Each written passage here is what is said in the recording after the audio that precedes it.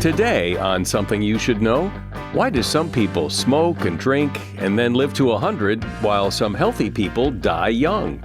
Then the surprising science of how well you understand other people.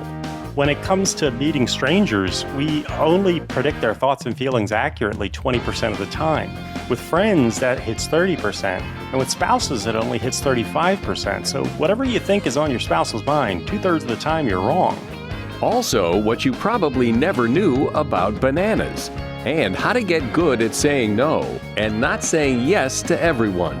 Here's a little litmus test if there's too much yes in your life. Are you stressed from being overscheduled? Are you getting enough sleep and me time? And then lastly, is there one important project you've wanted to do for years but never found the time? All this today on Something You Should Know. Something you should know. Fascinating intel, the world's top experts, and practical advice you can use in your life. Today, Something You Should Know with Mike Carruthers. Hi, welcome to Something You Should Know. Have you ever noticed, usually it's on the news every once in a while, you'll see someone who's over 100 years old saying that they drank whiskey and smoked a pack of cigarettes every day for their entire life. And yet they still live to be 100. So what's the deal? Is it really all just a crapshoot? Well, according to Dr. Robert Butler, who's author of a book called The Longevity Prescription, these kind of people are very rare. And if you follow the liquor and cigarette diet, it's not a good way to ensure that you'll make it to 100. We know that 75% of the factors that determine how long you live are up to you. That includes where you live, how you eat and exercise, how you manage stress, all those lifestyle things. 25% of the factors have more to do with your genes and chance, good and bad. Some people do everything right, but die young. Some people smoke and drink and live to 100. But the odds are, if you take care of yourself, you'll live a long and healthy life. And that is something you should know. We all have relationships in life, and they're all different.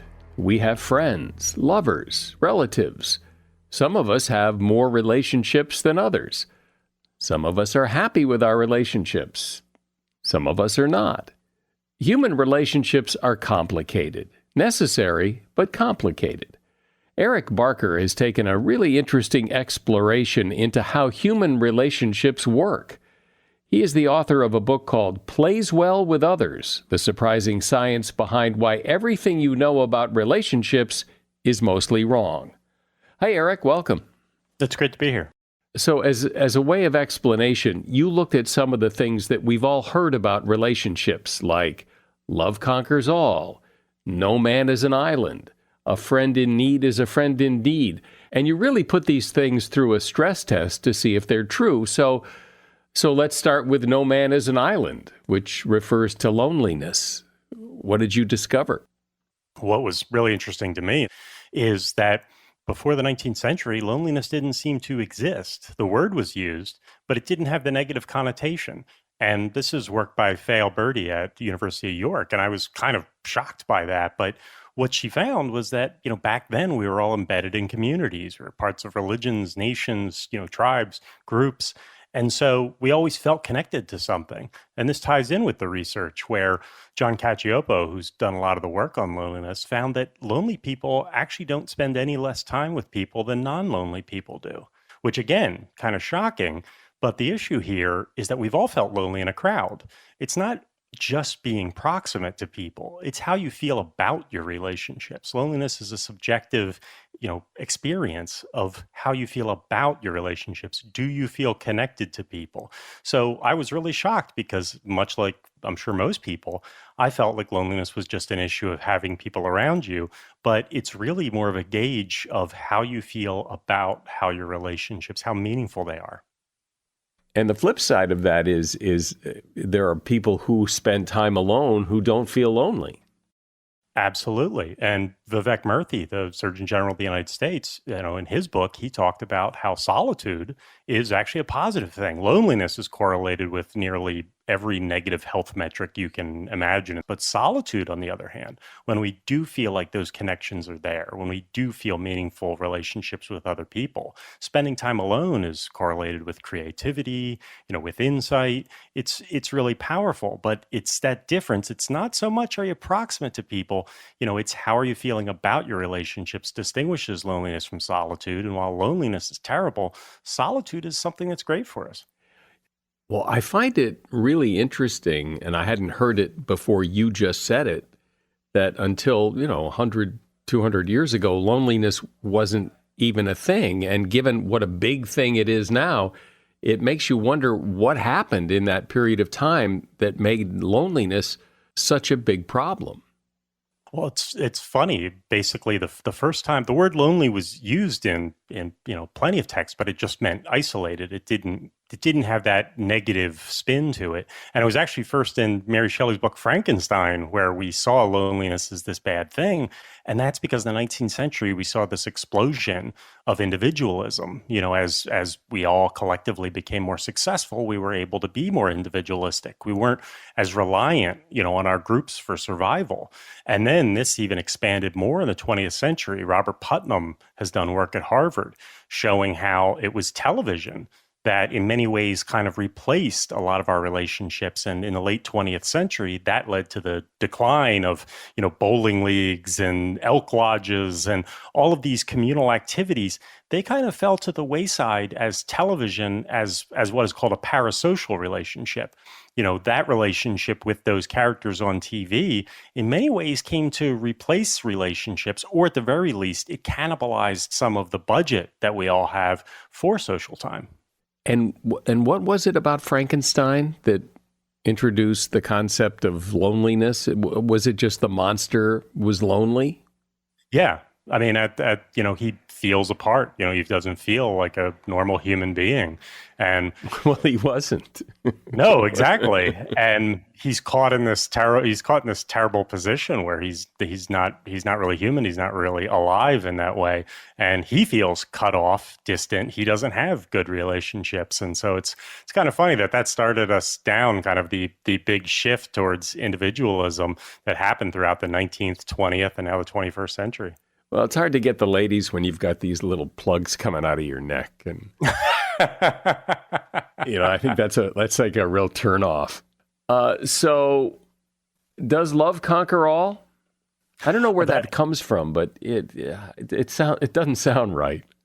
It goes that goes actually all the way back to ancient Rome. That's been around a while. And we all know it's like the United States roughly has a 40% divorce rate now. So obviously, love doesn't conquer all. And there's been a lot of negative shifts in marriage where it's become, less stable. Like I said, 40% divorce rate, but that has leveled off, but it's leveled off largely because fewer people are getting married. But while that may be a negative, the interesting flip to this is that before we had culture, we had groups, we had everything that kind of held marriage together, that acted as constraints and boundaries, but that also limited people. So now there's a lot more variability in marriage. Now, of course, that leads to divorce. But on the flip side, the positive is if people put in the time, if they put in the effort, if they're proactive about sustaining and vitalizing their marriage, they can have the best marriages ever. This is work by Eli Finkel at Northwestern University, that the people at the high end, the happiest marriages are now happier than any marriage in history. It's just that now it's love has gone from conquering all to winner take all, where the people at the far end of the happiness are super happy, but a lot more people are falling at the tail end as well. So we need to work a little harder. But if we do, we can have the best marriages ever. So you looked at the phrase, can you judge a book by its cover as it relates to people? So explain what you mean by that and what you discovered. We have this image of Sherlock Holmes, being able to, immediately look at people and dissect them, be able to detect lies, to be able to read their thoughts and feelings. And I just wanted to see, it's like, can we judge a book by its cover? Should we judge a book by its cover? And basically, when you look at the preponderance of the research, we're really bad at this. When it comes to meeting strangers, we only predict their thoughts and feelings accurately 20% of the time. With friends, that hits 30%. And with spouses, it only hits 35%. So whatever you think is on your spouse's mind, 2/3 of the time you're wrong. We can improve that a little bit with by being more motivated. When we feel like there's a loss or gain, our brains will ramp up a little bit. So people on first dates are actually better people readers than we are in general. That said, there's kind of a low ceiling on how good we can get at this. And what I found in the research is that rather than trying to make ourselves better at reading people, because we're only so good at that, the better strategy is actually to try to make others more readable, to get them to send stronger signals that we can use to better understand them. Yeah, well, that sounds like that would be very helpful, but how do you do that? Well, that's something that's really interesting because we have to step outside of, just kind of our individual focus. What we need to do is first think about context. If you're just meeting somebody for coffee, they're not going to be sending very strong signals about who they are. But for instance, what if you were to play basketball with someone? You'd see them quickly making decisions. You'd see, are they a team player? You'd see, do they cheat? You'd learn a lot more from seeing people interacting with their environment, interacting with others. That gives us a lot more information than when we're just sitting there, they're not doing anything, and we can only, work from what they're telling us. A second powerful thing is to involve other people in the process. I think we can all, agree that if you only dealt with someone in the presence of their boss, you're probably not going to see the full them. So interacting other people can show us different facets, different sides of someone. Beyond that, we need to get past talking about the weather. There's research that has shown that, when people actually talk about controversial topics, you get a more accurate read. People enjoy the conversation more, surprisingly, but we get to see how reactive they are. How do they react to more emotional topics? We get past kind of the pat lines and the politeness. We get a better read on who they are. So by looking at context, involving other people, and talking about more controversial topics, we can get people to send stronger signals by which we can better read them. I find that number that you gave, that we only are right about 35% of the time of what our partner is thinking or what kind of mood they're in. Am I correct? That's what you said? 35%, yeah. It's startling. I mean, that's ridiculous. It's really funny, but how many times have you or I been misread by somebody else we're talking to? What's interesting on the flip side of that is while we're very poor at empathically reading others, one thing that we're actually surprisingly good at is first impressions. Is when meeting someone for the first time, our ability to kind of pick up on who they are, in general, is probably about 70% accurate. There's a lot of research on what's called thin slicing, where if you show someone a short video, a few minutes long, of a teacher in a classroom, just watching a few minutes with the sound off, just a few minutes of watching them, people can judge with a fairly high accuracy how competent this person is. And a number of other, like personality traits, about 70% accuracy when we're first meeting someone. But the double-edged sword of first impressions is that while, 70% is good, it's much better than 35%. However, that's also a D in school. So 70% is good, but the problem with first impressions is that while they're pretty accurate, we tend to lock onto them. First impressions do stick. So what we need to do to read people better is to be ready to revise those first impressions, because otherwise they stick with us. And if they're inaccurate, it can be really hard for someone to get out of that trap of how we have judged them. We're discussing the science of relationships and why so much of what we believe about relationships turns out to be wrong. My guest is Eric Barker. He's author of a book called Plays Well with Others. So, Eric, what in doing this research was one of the things that you found that you believed that you found to be not true, if there is one? I much like many people, I really love the idea of reading body language.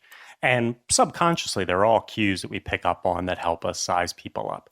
But conscious reading of body language is actually not supported at all by the research. We're really bad at it. The truth is that if you want to try and look for cues to try and read people better, forget body language. What we need to think about actually more is their voice. Because when we can hear someone, but we can't see them, our empathic accuracy only drops off about 4%. But when we can see someone, but we can't hear them, empathic accuracy drops off 54%.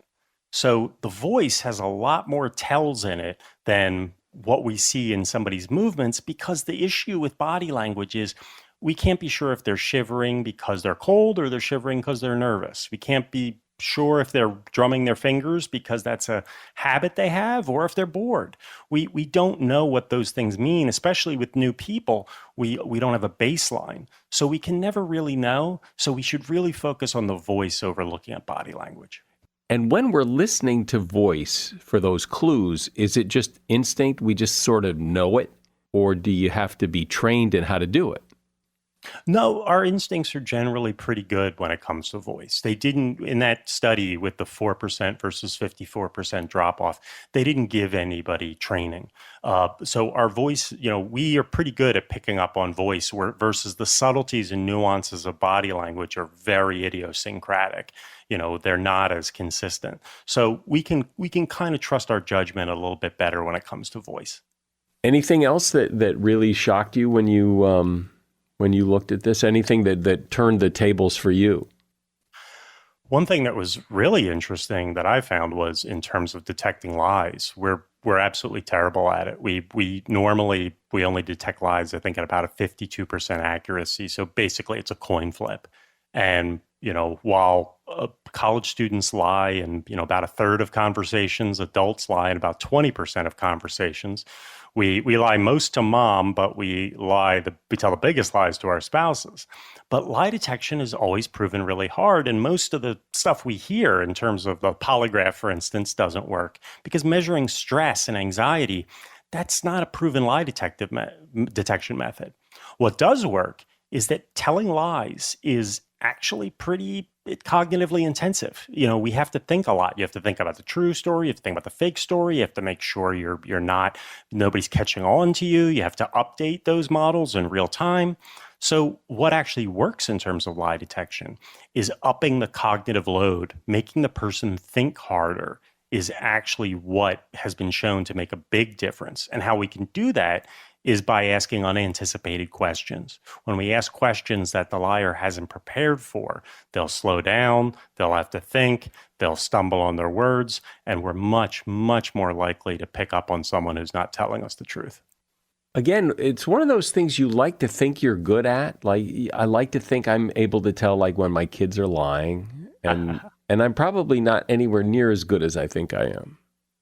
Well, the tricky part there is that exactly what you're saying, where we don't get good feedback about whether we're lie detectors usually, is because if somebody lied to us and it was successful, we never find out. Right. While the flip side is very different. Liars, if they get caught, they realize, oh, that didn't work. They're getting feedback on whether their lies worked. Should they give more details? Should I say it like this? So liars are generally improving while we're generally not improving. And that puts us at a great disadvantage. So let's talk about friendship. You looked at the idea of a friend in need is a friend indeed. So what about friendship? The friendship research was interesting, frankly, because there just wasn't as much of it. I really had to dig because with the love chat, there's plenty of research on marriage and relationships and kids and families. But on friends, not nearly as much. And that shows through because that's an aspect of, frankly, from many parts of friendship. Friendship doesn't get the respect it deserves. And it should, because research by Nobel Prize winner Daniel Kahneman shows that friendships make us happier than any other relationship. And even within a marriage, it's the friendship aspect of marriage that is the most rewarding in terms of happiness. And the reason for this is because with most of our other relationships, there's some sort of an institution, a contract of sorts that keeps us in there Friendship doesn't have anything like that.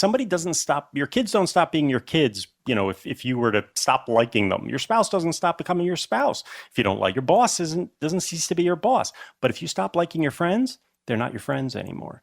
Friendship is completely voluntary. And so because of that fragility of friendship keeps its purity. So we really enjoy friends because if we didn't, we wouldn't see them anymore. So friendship is incredibly rewarding, but it kind of doesn't get the support and attention that it needs. And we really should think more about it because, like I said, it brings us more happiness than any other relationship. My observation is that women do friendship better than men. And you are 100% true. This is totally true, is that most men, especially as they age, especially after they get married, men tend to, their spouse tends to be kind of the center of their social world, whereas women are much better at keeping up their friendships. And this has a lot of negative effects on men, including health, because there's a lot of research that basically shows if you look at women recovering from breast cancer, a spouse has no effect versus the number of close friends they have predicts recovery. Men recovering from a heart attack, spouse has zero effect, but the friends tell you, how many friends they have says how likely they are to recover. Robin Dunbar, professor at Oxford, he looked at all the research on on health. And he basically said, what will predict whether you are alive 1 year after having a heart attack? He says, basically, it comes down to, do you smoke and do you have close friendships? Sure, nutrition, exercise, all that other stuff is nice, but heads and tails above everything else, don't smoke and have good friendships. That was able to predict who would be alive a year after a heart attack. What's one other thing, because we're almost out of time, what's one other thing that you found in this research that I find so fascinating that maybe surprised you? John Gottman, who's the leading researcher on love and marriage, basically found that 69% of ongoing issues that couples have never get resolved. And what's interesting about that is that it's true of unhappy couples and it's true of happy couples. We're often much too focused on trying to resolve conflict as opposed to regulate it. There's a lot of things that will just never get ironed out, and that's okay. It's true with, couples that are happy. If we focus on we have to resolve, typically we don't. What drives marriages into the ground, isn't fighting. Fighting, yelling and screaming only ends marriages about 40% of the time. The rest of the time, it's usually due to the fact that people aren't communicating. They're not talking. Gottman found that complaining is actually a positive thing in relationships because it raises issues and they're allowed to be addressed. You can discuss them.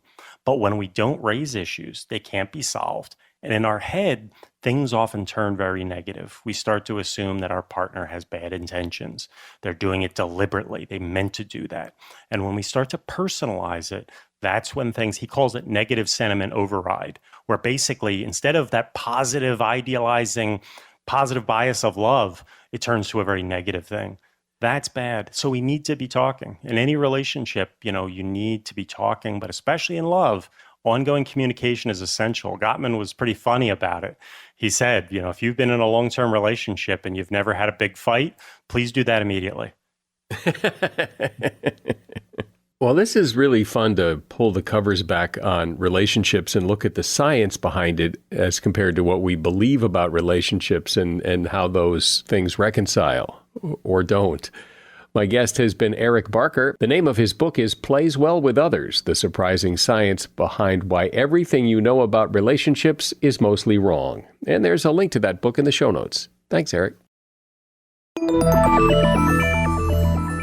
There's a word a lot of us have trouble with, and the word is no. We can't say it, or we don't say it often enough. I'll bet you've said yes to someone in the last week or so and wish you hadn't. But you don't want to let people down. You want to be the kind of person who helps out. You're a team player. You hate to disappoint. Well, Warren Buffett had a great quote. He said, "The difference between successful people and really successful people is that really successful people say no to almost everything." So how can you say no to people and not feel guilty about it? Well, here with some great advice is Michael Tugias. He's a best-selling author, and he has a book out called No Will Set You Free. Hi, Michael. Thank you for having me. So, no will set you free. What does that mean? Free from what? Set you free from other people's agendas. We're constantly being pulled in different directions, and research has shown just how uncomfortable people are saying no or no thank you to a friend asking a favor, or even a stranger asking a favor. In fact, one study, strangers were asked to do all sorts of crazy things, and the people, who were recruited to ask them thought, oh, they'll never say yes to this.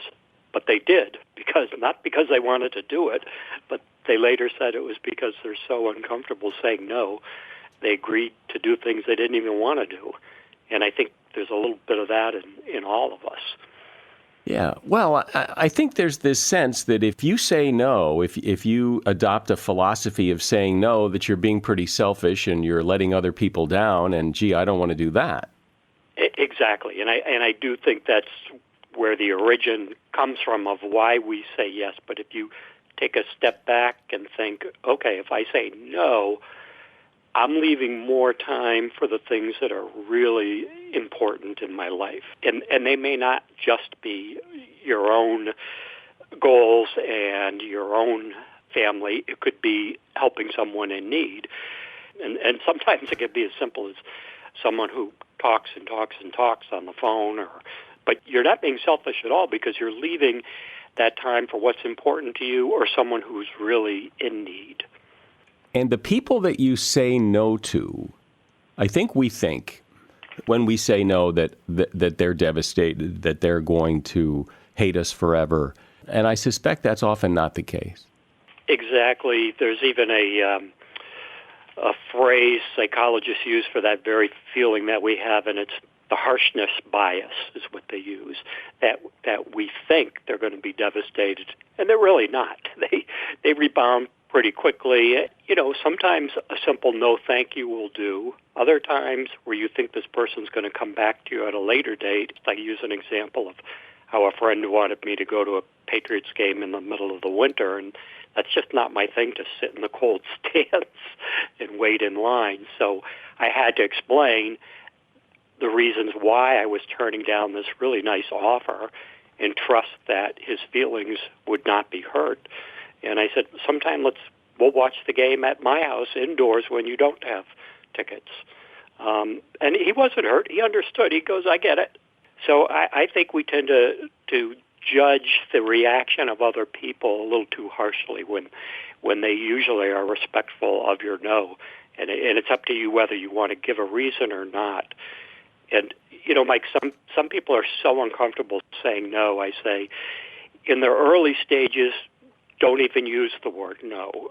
Say something like, let me sleep on it.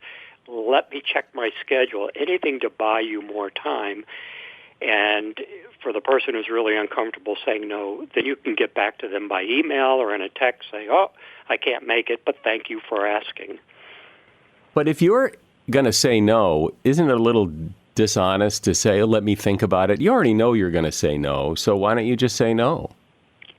I say no now that I'm confident in saying no, but I think for someone who's really new to it, and there's a ton of people that they just can't bring themselves to do it. So I'm like, take baby steps.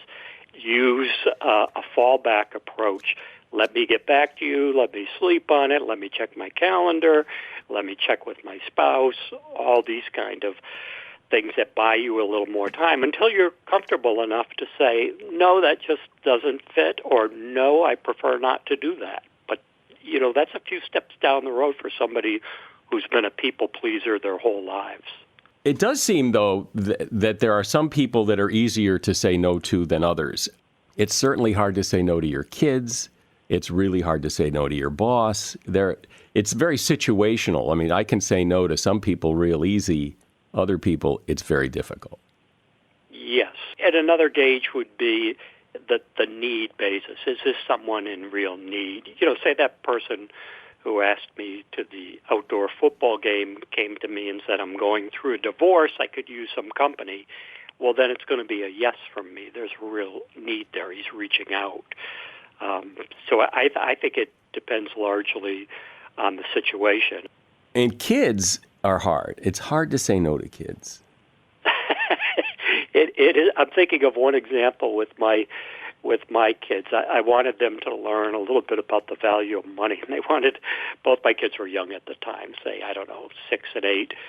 They wanted this fan that squirted water, and they had already bought something at the store, and I said no. And they said, oh, this would be fantastic. And I said, if you really want it, use your own money. And they said, really? And so I said, yeah, when you get home, you're going to pay me for this. So they said, we really want it. So when they got home, I made them pay me for it. And to this day, they bring that up going, remember the time Dad made us pay for the fans? But when I talk to them, they go, yeah, it was a good lesson. We used that fan one day, and then we, stuck it in a drawer.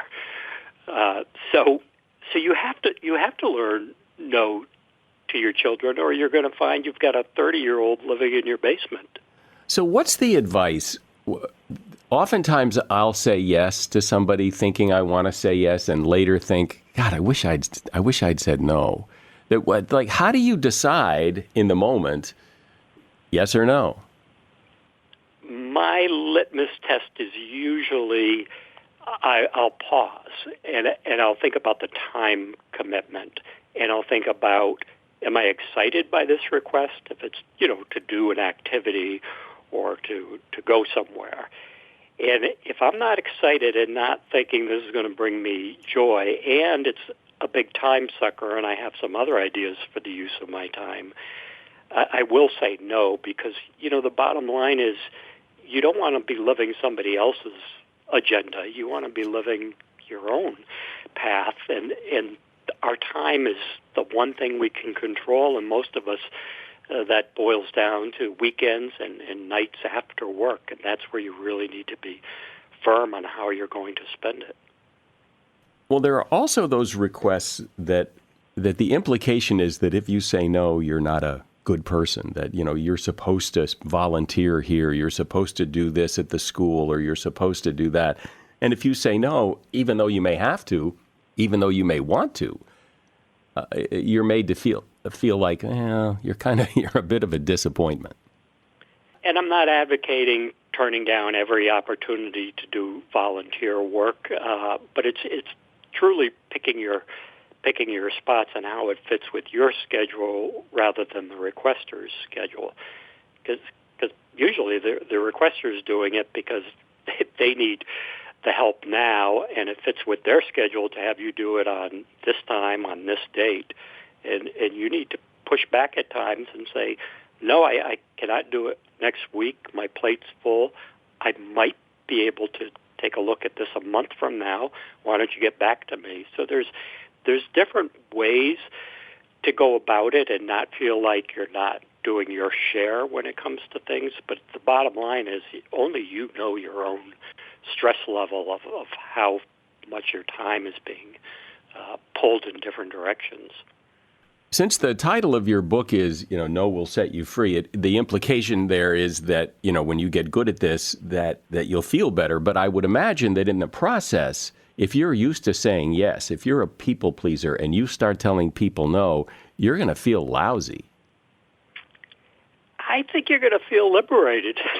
I know I do when I say no to requests. I go, wow. Good thing you did that. You would have been miserable doing that request. No, I mean, though, in the beginning, if you've been people pleasing all your life, and now you're going to try to take a stand here and start, that in the beginning it's going to feel kind of bad because you're the person everybody can rely on. When will you ever stop being that person? You know what I mean? You have to start somewhere. And again, it might be with the baby steps of let me get back to you rather than a no.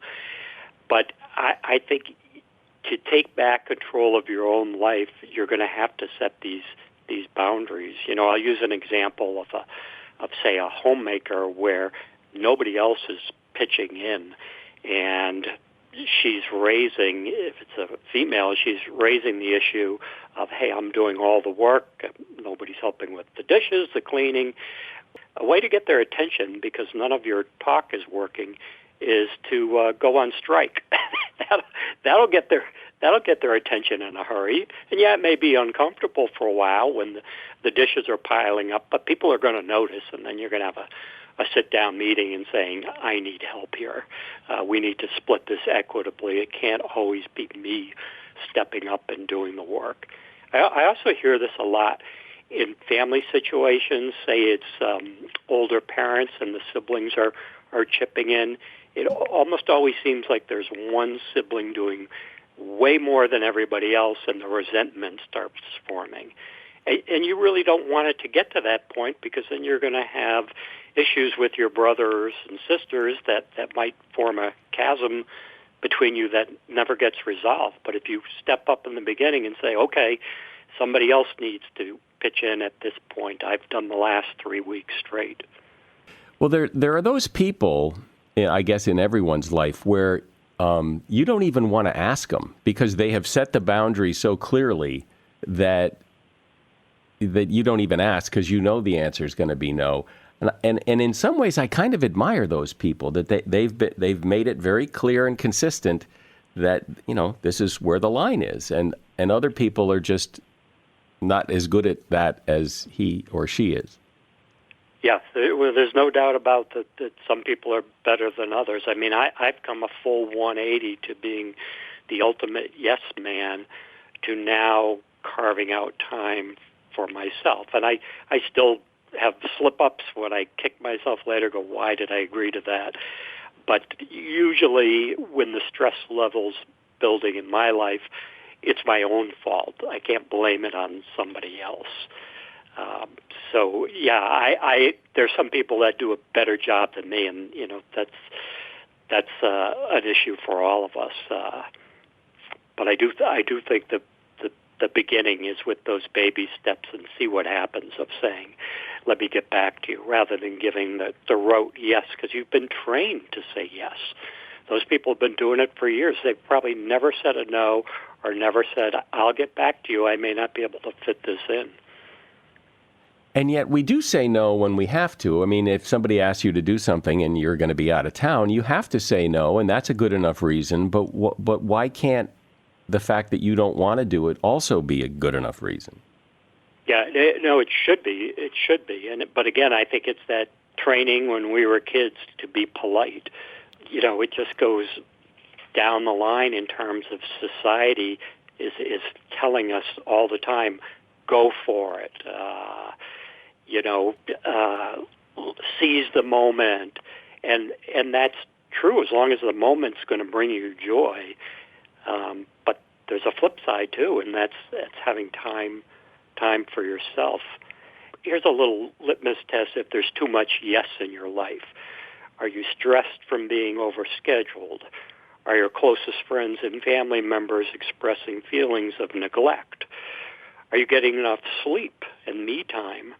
Are you able to enjoy your favorite pastimes without watching the clock? And that one fit me pretty good. Do you leave tasks unfinished and often need last-minute help? And then lastly, is there one important project you've wanted to do for years but never found the time? And wouldn't it be awful to be towards the end of our years and go, wow, I always wanted to do this one thing and just never found the time because I was pulled in a million different directions. To me, that would be the ultimate regret, that you didn't have the wherewithal to say no so that you could focus on the one thing you always wanted to do. Well, there is that image too that saying no is very selfish. That it's all about you, and you're not willing to help other people. And he's always saying no, and you need to be more help. And it's true. And if you're always saying no when it's your turn to step up, you know, if it's a family member or someone in need, that is being selfish. But if you're saying no to all the little things that are pulling at your time, then you're actually creating some space to help the person or the cause in need that's important to you. I mean, and it can be as little as saying no to some things, not to another person, but to some things that are chewing up your time, like social media or long-winded phone calls. And, the list goes on and on, that you're not saying no to another person, but you're cutting back on it. I had a friend who said, through the COVID pandemic, I got in this habit of Zooming once a week with this friend, but these Zooms went on forever. And I said, well, that's because you agreed to the schedule. It was going to be every Wednesday at 7 p.m. Say, let's get off the schedule and we'll do it as our time allows. So you haven't said no to that friend, but you've definitely said no to every Wednesday. You're going to listen to this person ramble on for 2 hours. What else? Anything else in the research that the people would be interested in hearing about no and why it's better to become more of a no person and maybe a little less of a yes person? I looked up some historic no's where people are under pressure to say yes and go with the group. And I'll give one example. John F. Kennedy and the Cuban Missile Crisis. When we discovered the missiles in Cuba, the consensus at his executive meetings, this is his closest advisors, the military, was to immediately strike Cuba right away with a massive airstrike, take out all the Soviet installations. And, the pressure was enormous on this 45-year-old president, but he delayed. He didn't say no right away. It was very interesting. All this is on audio tape, too. He secretly recorded the meetings. But thank God he didn't get pressured into the yes, which is where everybody else at these meetings was heading. And then by the second and third day, he's starting to push back. Well, if we do that, don't you think this, and this will happen? And pretty soon it became a firm no. We're not going to do that right away. We're going to take another step first, and that would be the maritime blockade. So I always admire the people that are able to withstand the pressure, the peer pressure, and say, no, let me think about this, which is in essence what Kennedy did, and then came to the conclusion of, no, I disagree with all of you, and we're going to take this in steps, because there's no turning back if we go full at it. Yeah, well, but the thing I have trouble with about that, let me think about it, is if you know you're going to say no, you're really kind of giving them false hope and sucking up the time that they could be looking for somebody else to do it while they're waiting for you to answer. And you know all along your answer is going to be no. So you're really making it harder on them. That's a good point, and I think that's true. So I think when you're comfortable saying no, you're going to want to say it right off the bat. But for the people who are very uncomfortable and have really never said no before, just getting the word out of their mouth, no thank you, is almost impossible for them. I've talked to some of these people, and I said, well, then go to plan B, which is buy yourself more time, and then you can deliver the news. Right. Well, and it depends on what they're asking, and it depends on a lot of things. But exactly. But you could also telegraph, I guess. You could say, well, I probably can't, but let me think about it. Or, so you're at least letting them know that this is most likely going to be a no. I think that's a great early stage step if you can't come right out and do the no. And maybe you're unsure yourself. Maybe you're not even 100% sure. Maybe it's a maybe. And so I agree that's not a bad approach of saying it doesn't look good, but let me check a few things and I will get back to you. As I think about it, many of the times that I've said yes and later wished I'd said no, I had a sense at the time I was asked, I probably knew that I didn't really want to do it, and I ignored that and said yes anyway. And maybe I and everybody else needs to pay attention to that.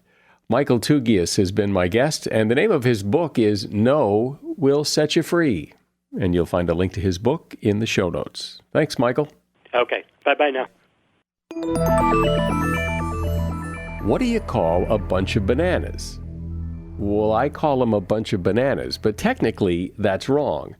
A group of bananas, the way you see them in the supermarket, is called a hand. and the individual bananas are called fingers. Bananas grow in clusters with tiers.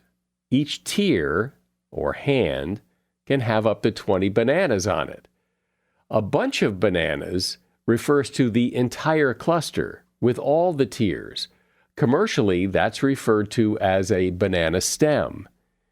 And since we're getting so technical, why are we getting so technical? The banana tree is not really a tree at all. It's actually a giant herb, and the banana is the fruit of that herb.